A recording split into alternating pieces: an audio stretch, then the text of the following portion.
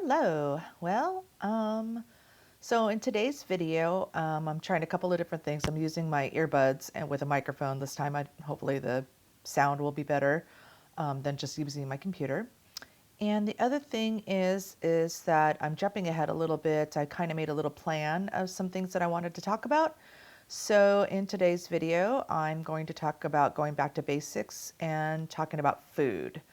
So in the last couple of videos, I had mentioned about how I was feeling about the last few weeks of 2023 and that how I was kind of towing the line on, eating things that were not Verta friendly. Um, I- you know, they're always all about like not, don't ever call it cheating because these are choices. And I wholeheartedly agree with that. I didn't have a cheat day or I wasn't cheating on my meals. I was choosing. I was choosing to eat parts of the bread or a few of the French fries or the tortilla from the burrito. And those were my choices. And then I decided, I'll check my numbers and see how it went. And like I said before, it was actually kind of scary because my numbers weren't as bad as I thought they would be, which made it feel like I could justify that it was okay to eat foods like that. Like I thought maybe, being the scientist that I am and all, that maybe my body has adjusted and that I'm not as carb intolerant as I was before, and so my body can actually tolerate some carbs. But again, knowing myself, I think that that is really just I think it's testing myself too much.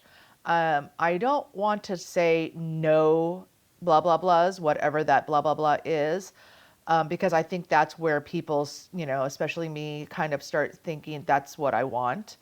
But at the same time, if I'm thinking, I did so well not eating those things for at least 10 months, 11 months.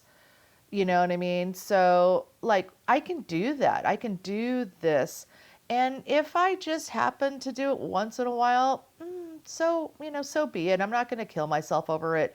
But I should have that mindset of like, I know what works now, and I should stay with that program. And so, one of the things that I think that maybe a lot of people that start keto or maybe the Verta program itself is, and I've talked about this before in a video that I have done for Verta, is that I'm a teacher, and so I researched a lot of this stuff. And what happens though is when you get that research, there are so many resources on the internet, on YouTube, on the websites, and things like that, that it gets really overwhelming, and then it's like, who do you listen to? And, what information do you believe? And, because they're probably all good at some things, but if they're conflicting, then you don't know, I don't know enough to know enough.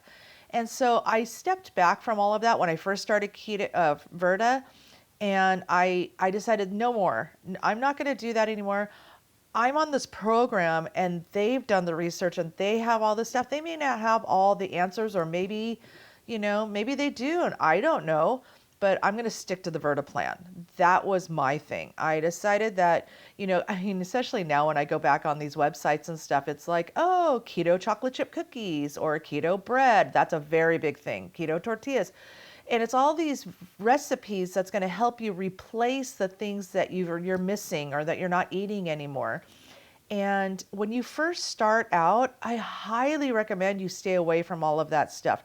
Really stick to just whole food stuff that's nutritious and just it is what it is, without trying to replace what you're trying to miss, if that makes sense. Because again, I think those start to trigger people, and then they start to think, oh, I'm eating this keto chocolate chip cookie, and of course it doesn't taste anything like what I used to have chocolate chip cookies, and all I now want is a chocolate chip cookie. And so so this is all about that self-awareness that I talked about.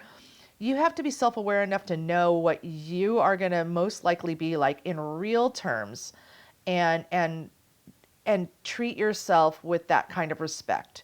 And that's what I did. I didn't make any of those recipes and stuff, but I bought into all that stuff of getting all the different sweeteners and all the different flours and all that. I have a pantry full of stuff that I didn't use for like 6 months because I just wanted to stick with, the vegetables I could eat, the meat or the fish that I could eat, and, things like that. I really just stuck with the plan. I didn't honestly use a lot of the Verta recipes either. I kind of looked through them, of course, because I love recipes. And I found some that I kind of like was interested in, and so I did make some of them, but I didn't do the full like on Monday this and this on Tuesday da da da. I really just kind of found some I looked at the list. I found all the foods that I really liked, which were plenty, which I was really happy about.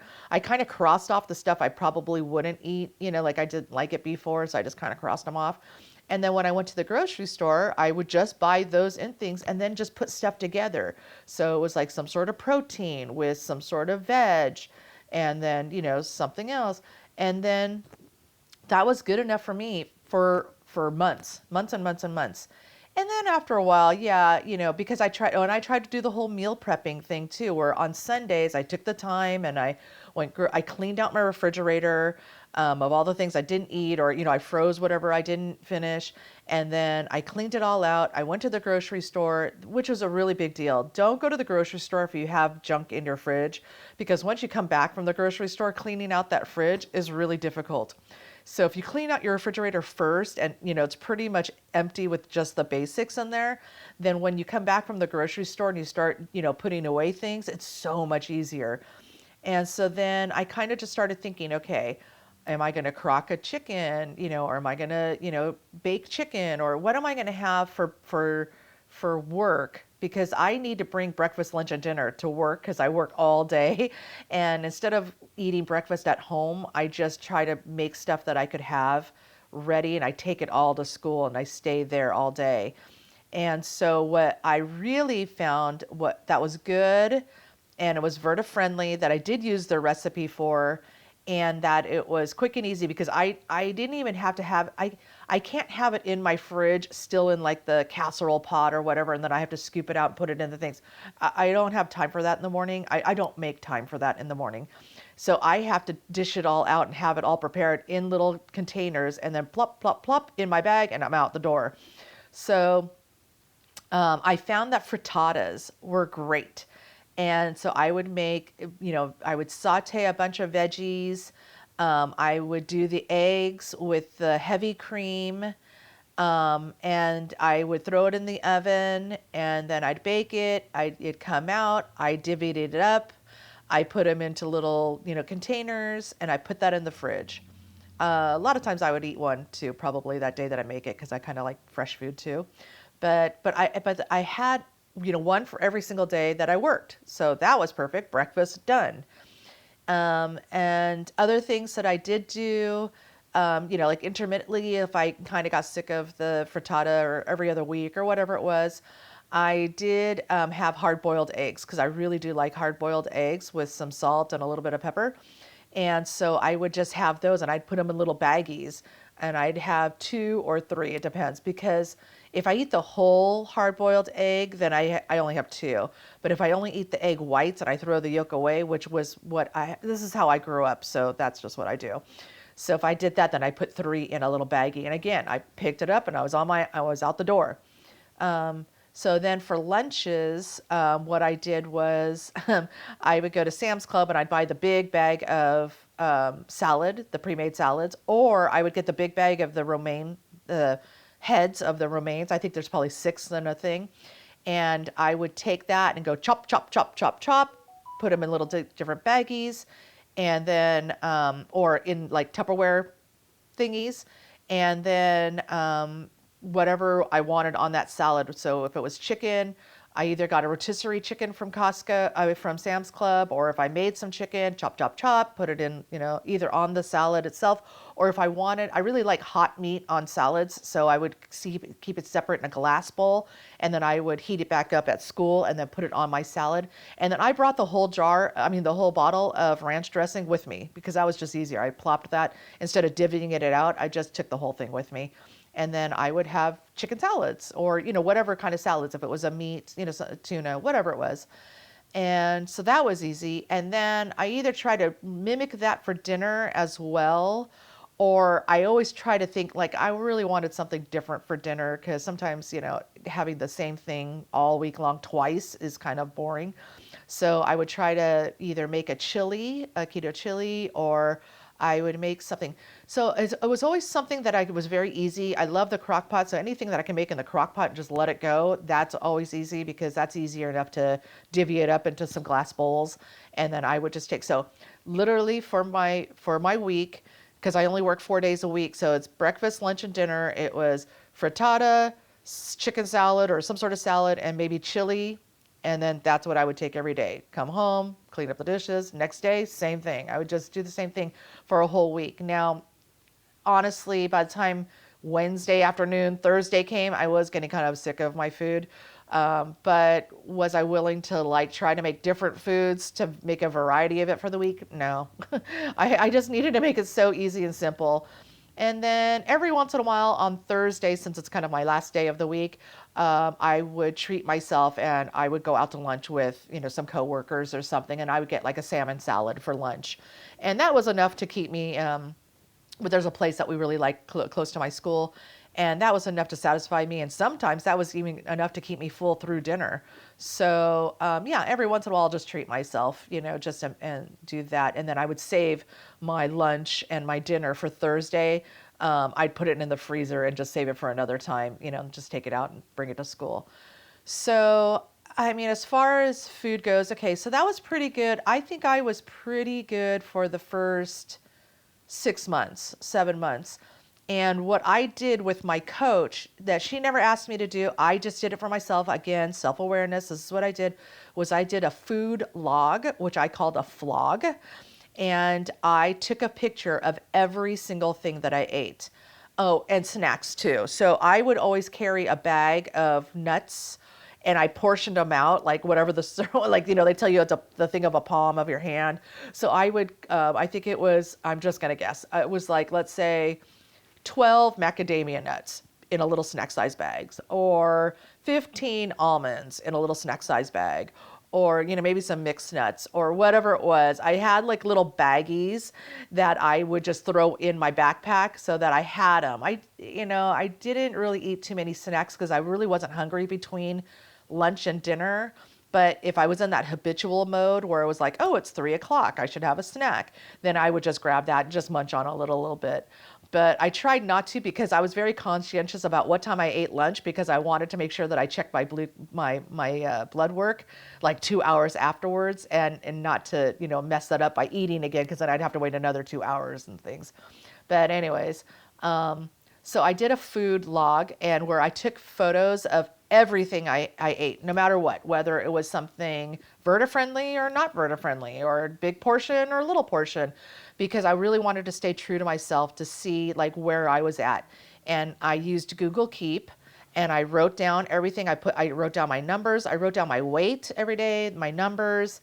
And then I inserted the pictures and then what I ate, when I ate them, how I was feeling. So I kept a little log.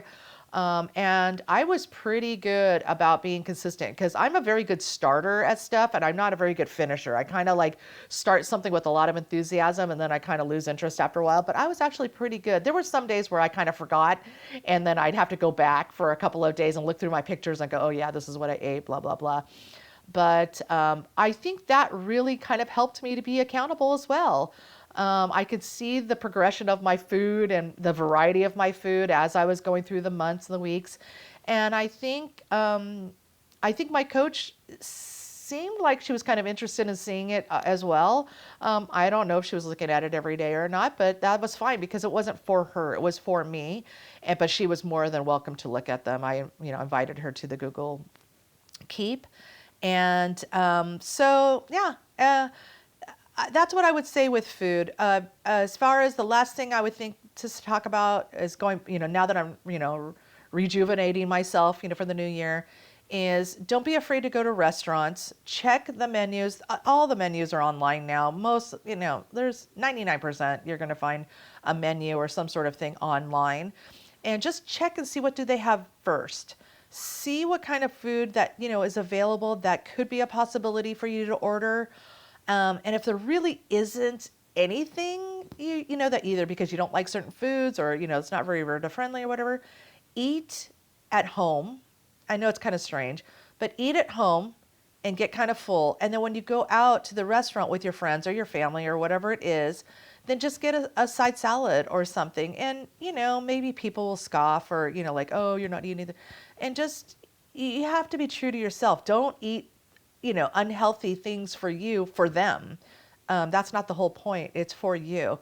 So if you are eating, Virta friendly foods or keto friendly foods, for yourself and you're still enjoying being with the company of your friends, still maybe even just having a salad or a chicken salad or whatever salad, that's worth it.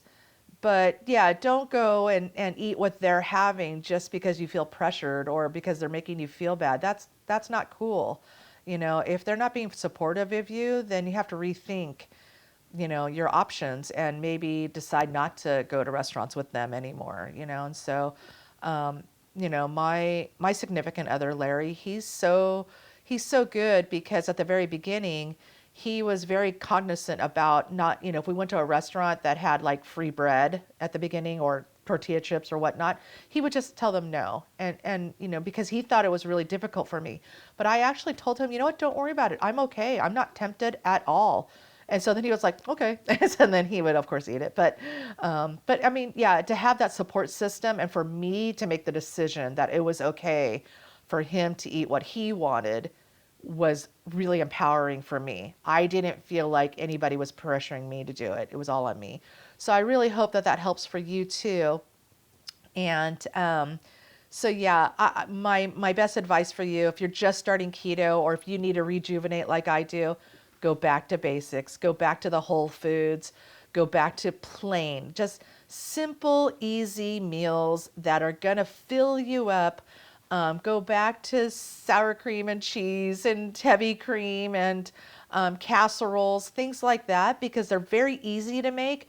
They're easy to make into proportions, and they're easy to store. They're easy to grab and go, and they're gonna keep you on track. And good luck.